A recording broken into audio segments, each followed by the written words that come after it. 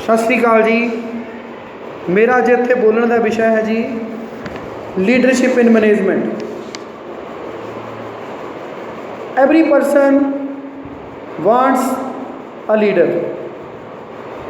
A leader is one who influences और leads other.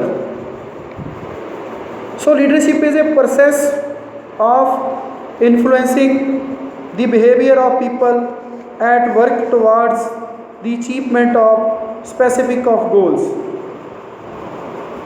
Leadership is the process of influences. There must be minimum 2 or more person present. The influence should be get the willing cooperations of the employees and not the forceful cooperations. सो एक चंगे leader दे विच कई प्रकार के गुण ने जिहड़े होने चाहिए ने और जरूरी भी ने। जेकर किसी लीडर दे विच ये खास गुण नहीं होणगे तो वह संस्था कदे तरक्की नहीं कर पाऊगी। सो एक चंगा लीडर एक चंगे देश नूं किसी चंगी संस्था नूं विकास वल तां ही लेके जाऊगा जो उहदे विच चंगे गुण होणगे। सो गुड क्वालिटीज़ होना लीडर दे विच बहुत जरूरी ने। सो सब तो पहला जिहड़ा गुण है किसी लीडर दे विच वो एक महत्वपूर्ण तजर्बा है। जेकर किसी को एक्सपीरियंस नहीं हैगा, जेकर अपने को एक्सपीरियंस नहीं ਜਾਂ ਇੱਕ ਆਪਾਂ कोई तजर्बा नहीं रखते किसी भी काम का तो आप लोगों को प्रॉपरली लीड नहीं कर सकते। If I don't have experience I can not lead properly. So किसी भी काम को सही तरीके नाल चलाउण दे लई विकसित तरीके नाल चलाउण दे लई उस काम दे विच एक तजर्बा होना बहुत जरूरी है। सो अगला गुण है जिहड़ा किसी लीडर दे विच वो है जी उत्साहित। बिना उत्साहित तो असी किसी भी काम नूं प्रॉपरली नहीं कर सकते। जेकर साडे मन दे विच इच्छा है किसी काम नूं करन दी असी उत्साहित हाँ तां ही वो काम है जिहड़ा सही तरीके नाल होऊगा। सो एक्साइटमेंट है जिहड़ा वो होना जरूरी है लीडर का। Excitement can do everything in the world.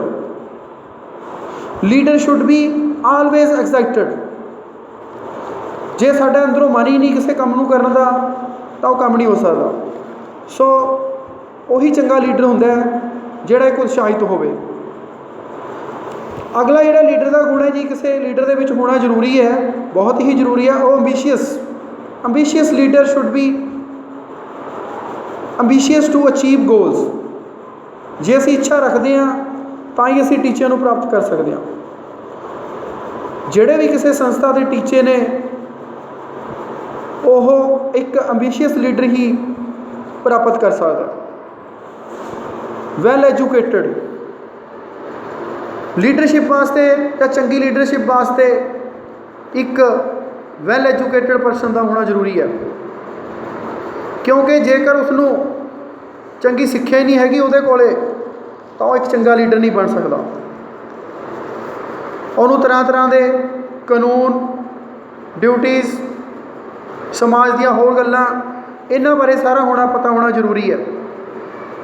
अगला गुण है जी कोऑपरेशन का, सारिਆਂ नाल लेके चलना। देखो किसी भी संस्था के विच टीम वर्क होना बहुत जरूरी हुंदा जी। जेकर असीं सारिਆਂ नाल लेके चलांगे, सारिਆਂ का बराबर सन्मान करांगे, सारिਆਂ की गल मन्नांगे, सारिਆਂ की गल ही सुनांगे, उही एक जिहड़ा लीड कर सकता है अपनी पूरी टीम नूं।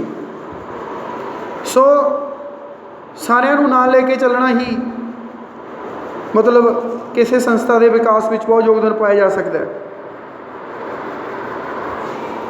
सही फैसला लैण का गुण किसी लीडर के विच सही फैसला लैण का गुण भी होना जरूरी है। क्योंकि किसी संस्था के कई तरह दी मुश्किलां समस्यावां का सामना करना पैंदा है ਤੇ ਉਹਨਾਂ ਦਾ ਹੱਲ ਵੀ ਹੈ ਜਿਹੜਾ ਉਹ ਲੀਡਰ ਨੂੰ ਕਰਨਾ ਪੈਂਦਾ। ਸੋ ਉਹਦੇ ਵਿੱਚ ਕਪੈਸਿਟੀ ਹੋਣੀ ਚਾਹੀਦੀ ਹੈ ਸਹੀ ਟਾਈਮ 'ਤੇ ਸਹੀ ਫੈਸਲਾ ਲੈਣ। Thank you.